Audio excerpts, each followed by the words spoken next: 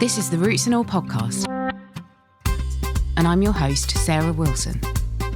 Join me as I talk about all aspects of gardening with some of the top horticulturists from around the world. Hello and welcome to Roots and All. This week my guest is Nikki Barker. Nikki's long career in horticulture has seen her work across many sectors of the industry, and she is now the Senior Horticultural Advisor at the RHS. She's just had a book published called A Gardener's Guide to Propagation Techniques, and I spoke to Nikki to get some general tips on propagation and to find out what we can be propagating at this time of year. During lockdown, I was approached by Crowood Press about writing a book about hydroponics, actually, which is something that I had worked on with the research scientist at Hadlow, but it wasn't my particular field of expertise. I can run a hydroponics unit, but he was the big brains there.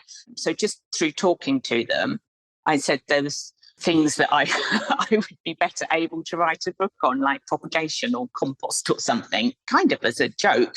And then they said, well, actually, would you be interested in writing a book on propagation? And because we were literally shut in our house at the time, I said yes, not having any really clear idea of how to write a book or having ever done it before. So it was a big learning curve, I have to say. I bet it was. It is really an important thing at the moment, I think, as prices go up and we're all trying to be more sustainable. So having a how-to guide is really useful. And one of the things that I was thinking about from a sustainability point of view was that obviously peat's being phased out. And I think a lot of propagation has historically relied on that as a growing medium. And I wondered if you could maybe touch on what are some good alternative proprietary growing media for propagation. There's really good peat-free propagation composts. And by propagation composts, I mean seed and cutting composts. So ideally, you want that proprietary compost to be low in nutrients, because that is how it would be done professionally. You don't want a high nutrient content growing medium. So I felt in the book actually that it was really important to address the fact that lots of nurseries have been growing peat-free for a long time. And so a lot of the plants that you would buy have been propagated in peat-free composts. So it is perfectly doable, and also that actually we can use a lot less resources simply by looking at how professional nursery practices operate with propagation. So particularly with things like cell trays, it's not just that you're not using peat, you're using a lot less of the resource anyway. And you're going to have a better success rate too, because you've not got the transplant shock. You're not pulling the roots apart, for example, when you pop them on. So I think that whole idea of using less resources, whether you're using coir or composted bark mix, or even rock wool, is really important. And a big thing for me about writing this book was I think that when people do propagation in their gardens as a hobby, they follow rules or guidelines that maybe have been around a really, really long time and aren't actually up to date. So when we try home decorating, for example, you try and do it as professionally as possible. And yet, for some reason, that doesn't seem to be the same in horticulture. We don't necessarily look at the ways things are done professionally and try and do as similar way we can at home. And so that's puzzled me for a long time, to be honest. I don't really know why that is, but maybe there's this kind of perceived barrier to it because we feel we don't have access to professional products as such. I think that's right, but you know, when you buy a 6-pack or 12-pack of bedding plants, for example, from a big DIY store or a garden centre, they are cell trays and you can use those for propagation at home. And often actually when I'm doing demonstrations for work, then yes, you don't have to buy specific things, though actually cell trays are quite freely available to buy. They are plastic, but they're usually recycled plastic. They're not single-use plastics. You will use them time and time again, probably getting between 20 and 25 uses out of them, and they are recyclable. And again, you'll be getting more propagation material using far less resources, but with a higher percentage success rate. So I think it's really important that rather than still using that old 3-inch pot technique where you're putting lots of cuttings in and some of them will die off and you're using a lot more growing media than you need to, and also a lot more water. So there's lots of things about using less resources that if we just look at those best practice that's used on nurseries, we can actually incorporate into our home use, if you see what I mean. Definitely, it'd be well worth doing, as you say, less kind of wastage. Yeah. I was really interested in the book because you kind of split it down into these are seeds that you can grow, these are plants you can propagate from vegetative cuttings and so on. And then you kind of rank them in terms of difficulty and ease of propagating. And I wondered, obviously, we've all got our own experiences when it comes to propagation to a greater or lesser degree. And I wondered if you could perhaps touch on, because you start with seeds in the book, are there any seeds that you find particularly tricky to germinate yourself? Because I don't know whether it's just me, but I find seeds more tricky than cuttings personally. And I know other people who find seeds much easier and cuttings harder. So there does seem to be a little bit of kind of individual, ability there. I think certainly with seeds, a lot of the problem is knowing what the dormancy protectors might be and what you need to do to break the dormancy on the seeds. So I tend to take cuttings much more than I sow from seed. And my biggest failure actually is pyracantha from seed. For some reason, even though obviously you see them where they've been just popped up because they've gone through a bird's digestive system and all of that, I find them really difficult to break down the dormancy and grow in a propagated environment. They're much easier to take cuttings from. But there's lots of things that grow in nature because their whole evolution has been about how that dormancy is broken, whether that's going through the gut of a bird or a mammal or the cold period or all of those things. And often with seeds, it can be a cold period, warm period, cold period needed. So getting your head around that can often be quite difficult if you're collecting your own seeds. But often we buy seeds that have already had that dormancy broken. So that's why we tend to buy seeds in packets, because that job can often have been done for you. That's actually a very good point. Some things like pop up in the garden and you think, oh, that's a doddle to get going. And then all of a sudden that you find it's not really. Also, I think that one that people might not always think about is that some seeds need light to germinate. I mean, are there any common seeds that you think people might not know that about? There's actually quite a few.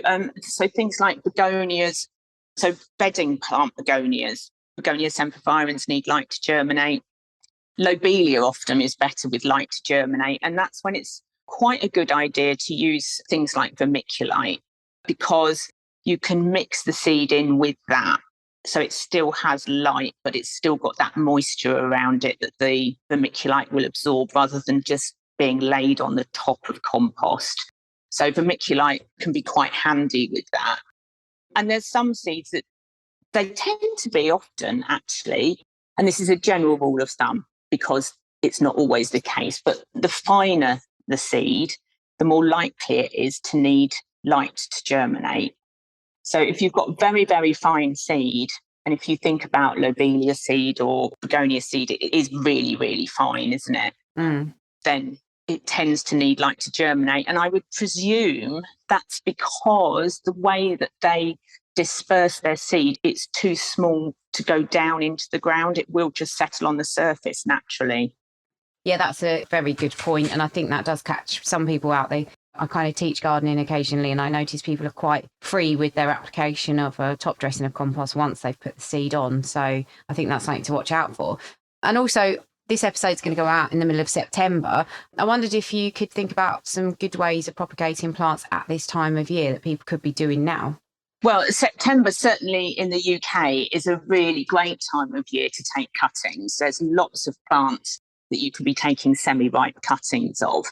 that could range from lavender to Prunus loricerasus to bulbe, and all points in between, actually. So things like Abelia, Ceanothus, Hebes, anything that you can get good material, the current season's growth of, that it's just starting to firm up. Now is a really good time to be doing that. So you could start doing that from mid-August through to the end of September, mid-October, depending where you are and depending on the weather. But the evergreens that you can take cuttings off this time of year that will have rooted by next spring, and then you can pop them on and be getting them out into the garden, or if you want to grow them on for longer, you can pop them on next spring and keep growing them on in containers. But it's a really good time of year to take cuttings because there's still lots of hormone available in the plant, so they do root reasonably easily.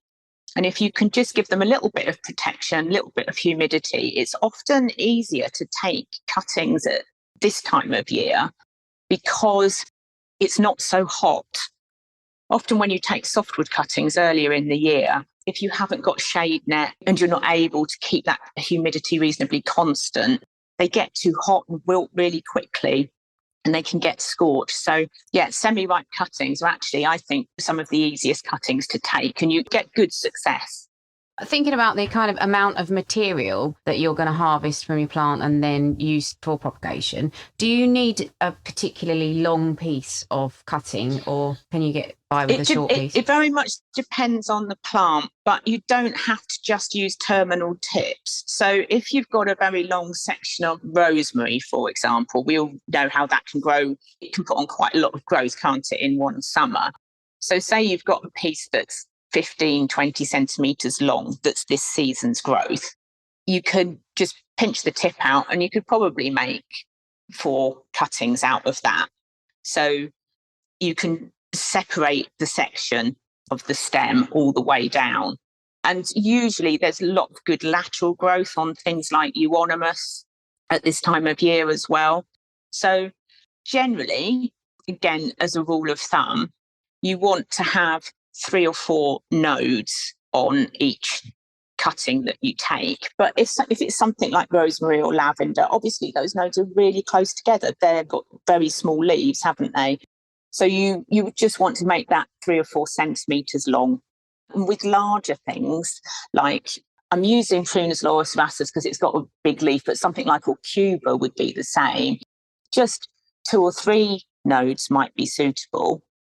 But you might want to cut the leaves in half because the leaves are very large and so they will lose quite a lot of water.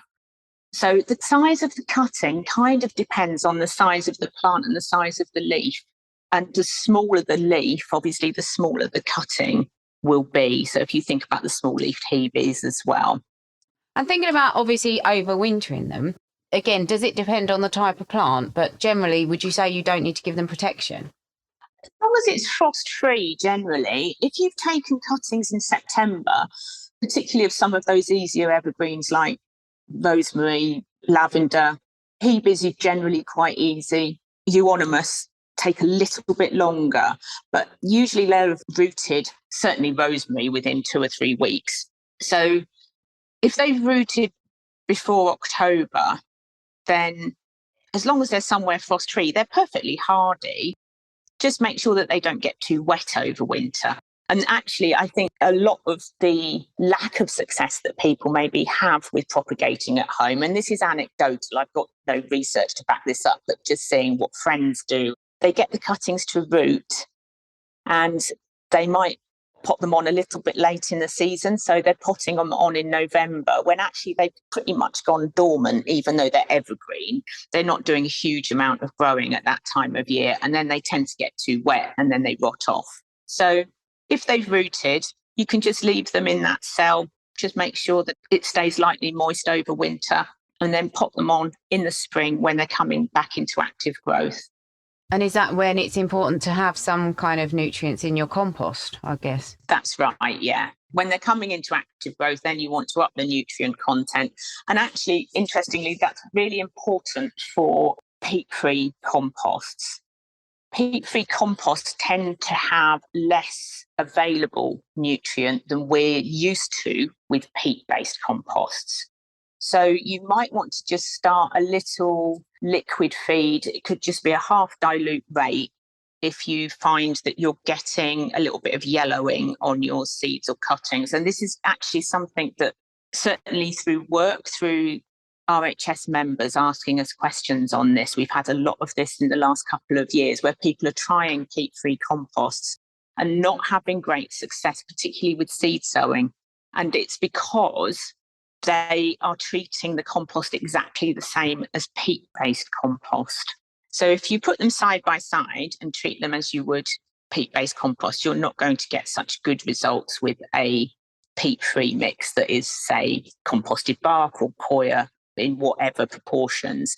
So you need to be much more careful about overwatering with a peat-free compost, and it does have less nutrient in. So once the seed has germinated or the cutting has taken, you will want to just up that feed a little bit quicker. And that, as I say, that could just be a general purpose seaweed feed, just a half rate dilutions when you're watering, not every time you water, just to keep the nutrient content up. I think we need to get our heads around the fact that we didn't always grow in peat. And it's the same as the changeover we had from growing in loam-based composts in the 50s, for example, moving over to peat-based composts. People found that difficult. It's just because we're used to it. So we do have to change the things that we do. We do need to be aware that peat-free composts tend to look dry on the surface, but actually be quite wet underneath. So you don't judge it by the surface at all. You need to stick your finger in and check it properly, because overwatering, obviously it's not great for the seeds or the cuttings, but it does leach out very quickly what nutrient content there is there. So we need to make sure that we're not overwatering. And often a mist sprayer is really good for that, because you're just keeping that humidity up without soaking the growing media that you're using. It's just a case of changing the techniques that you use. Peat was quite a forgiving growing medium. But if you think about it, very few things naturally grow in peat. A peat bog has very specific niche plants growing in it. It doesn't have our usual garden plants. All of that is excellent advice, actually, and really food for thought, and a bit of a learning curve for people, but we will get there. And the other thing I was thinking about at this time of the year, I know a lot of people obviously have grown dahlias over the summer. Some people leave their dahlias in the ground. I can't really get away with that where I am. But are there any good tips for propagating dahlias? Yeah, I mean, certainly if you're going to lift them and store them, do that over winter. You can actually then divide the tubers in the spring. It's not a good idea to do it now, particularly. It's certainly not something that I find I have success with over winter if you do it now. So do it in the spring. Again, just as those eyes on the dahlia tuber are just starting to swell, you can usually see where you can cut a section off, because it's like they've got great big fat sausage fingers sometimes, isn't it? And you can just cut a section off. And as long as it's got 2 or 3 eyes on it, it should divide quite easily. Yeah, that's a really good one. I mean, I can never have enough dahlias. They are lovely, aren't they? And actually, some cultivars are hardier than others. So there's a few that you should be able to maybe get away with leaving in the ground. I've got a couple that I leave in the ground over winter, because it is a bit of a faff lifting them, isn't it? And making sure you've got somewhere to store them. And sometimes something goes wrong and they start to rot. So Bishop of Llandaff is one that I find seems really quite hardy. I haven't lifted mine for about 5 years. To be honest, mine would probably survive. In fact, some have, because I've just forgotten they were there, honestly, and they do come back. But what the problem I have is that they get munched off when they're in the beds early. Oh, the slugs and snails love them, don't they? They don't kind of survive that stage. That is a really good point, that they can overwinter. And as you say, then they come up, and obviously it's so luscious to slugs and snails that then that kills them, because they eat all of the buds off, don't they, as the leaves coming through. Yeah, whereas if they're in pots inside, or, you know, wherever, I can just go around and hand pick off the slugs and snails and pop them in the hedge, which is what I tend to do. But yeah. And also you can get them big enough that when you put them outside, they can survive any further attempts at lunch. Exactly that. Yeah, exactly that. I mean, it's interesting. I know you can take cuttings of the dahlias once they start shooting, and they're actually quite easy to get going, aren't they? But do they generally form tubers if you do that? They will do, but it takes 2 or 3 years. Okay. This is my last question, because I could chat to you for days, I'm sure. But I wondered, what might be the easiest methods of propagation if you don't have a lot of space or equipment? And also, what are some of the easiest things to try if you're just starting out with this? Some of the easiest methods of propagation are layering, I suppose. If you don't really have anywhere that you can take cuttings, but you've got a little bit of space, a little border, or even a window box. So you can use things like thyme and oregano, and actually things like rosemary as well. But heathers are another really good one. You can just pin a piece down in a little U shape. So the bottom of the U is just underneath the soil, and that will root, and then you can cut it off from the main plant. And that's a really good, easy propagation that generally needs no protected environment at all. So start with something like that if you haven't got much space. But as I was saying earlier, actually, if you've even just got a little sort of 6-pack of bedding plants and you take some cuttings in that, there's lots of plants that are quite easy to take cuttings from. Dahlia is a really good example. And you can take cuttings of them and leave them outside over winter. They don't need any protection. Dogwoods are another one. The coloured stem dogwoods are really good for hardwood cuttings. So going into the winter, think about taking cuttings of things like that, because they give you really good winter colour and they're very tough plants for difficult places. Holly actually takes quite well as a hardwood cutting as well. So if you're lacking in space that you can maybe cover, then certainly look at taking hardwood cuttings or layering, because it can be really successful, takes up very little resources. You can usually, if you've got a reasonable patch of ground, reasonable soil, you don't even need to buy compost. You can strike them directly into the ground. And if you start off with things like willows or buddleia, not all willows, obviously, because some of them you'll never dig out again, but some of the coloured stemmed ones, then you'll be propagating for free. Lots of places do swaps as well. Lots of local communities, when they have their horticultural flower shows, you can take stuff and swap things. So it's a really nice thing to do. I appreciate that obviously buddleias can be a problem when they escape into the wild, but there's a lot of new cultivars now that are sterile and much shorter. So look at things like that for hardwood cuttings. And it's quite a good thing to do with kids as well, because they take quite quickly and they will flower usually the first year after they've rooted. So it's one of those things, it's a good way of practicing the technique before you move on to things that are more difficult to root. You've got the technique right, but also when you have success with something, then it's a bit more motivating, isn't it? It would be like trying to, if you started off your propagation journey trying to propagate Daphnes, it would be really demoralising because they're quite difficult and they do like bottom heat and a protected environment. So start with something easy and you're practicing the technique regardless of what you're using. It's such an amazing thing when they do actually take. And it is actually really easy with a lot of things. So you've just got to give it a go, I think. It always puzzled me when I was teaching horticulture, because the academic year and the horticultural year are so misaligned. And it always puzzled me that we didn't just teach the technique. We would always, because of the curriculum, concentrate on you must take Prunus lorocerassus cuttings now, and then you will take these root cuttings then. And actually, we should have just been showing the students what the technique was for that time of year, regardless. And so that they had lots and lots of practice at semi-ripe cuttings, hardwood cuttings, root cuttings. Use some that were easy, that we knew would have been successful, but let them try all sorts of things, because most plants can be propagated in more than one way successfully. So if we look at how you might propagate a camellia, for example. You can take camellia cuttings in sort of February time, and you could also take them again after they've flowered.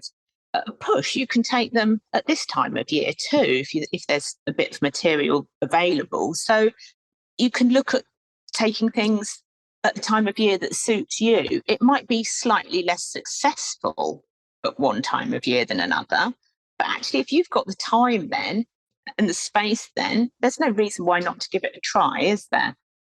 Thank you very much to Nikki for sharing her wealth of knowledge, and thank you to you for listening.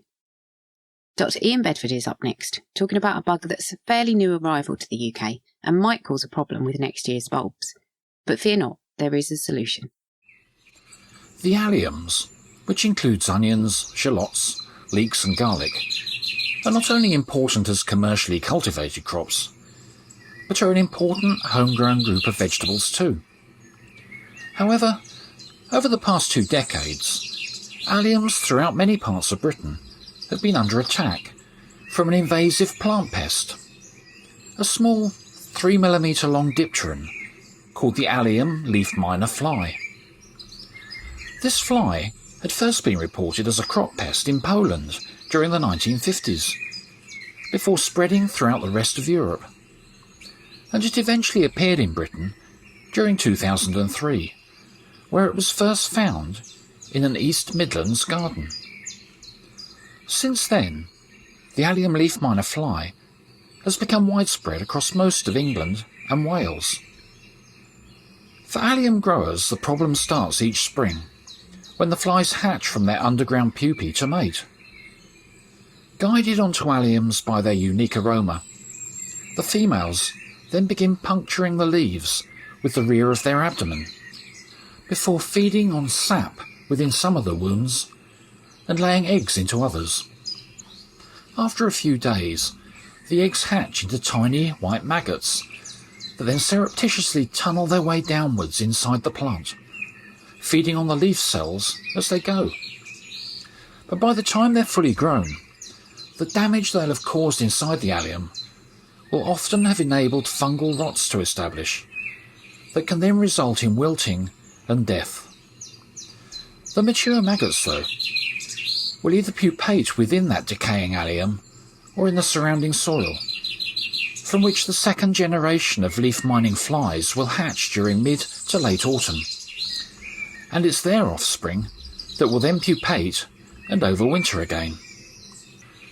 Controlling an outbreak of allium leaf miner flies is tricky though, since even if you knew they were there, there's nothing that can be done to stop the maggots tunnelling inside other than destroying the affected plants.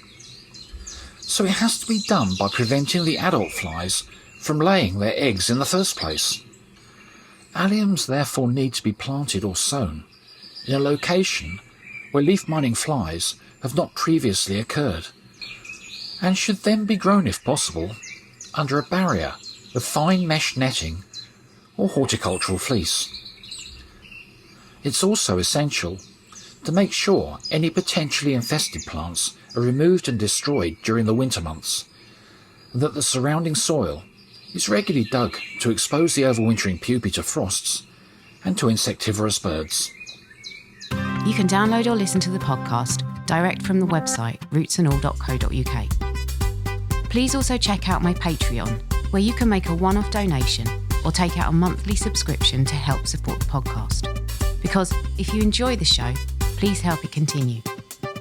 I also have a GoFundMe where you can make a one-off donation. Even a one-off donation of £1 helps, and I'll be really grateful for your support. So please go to Patreon or GoFundMe and search for Roots and All Podcast.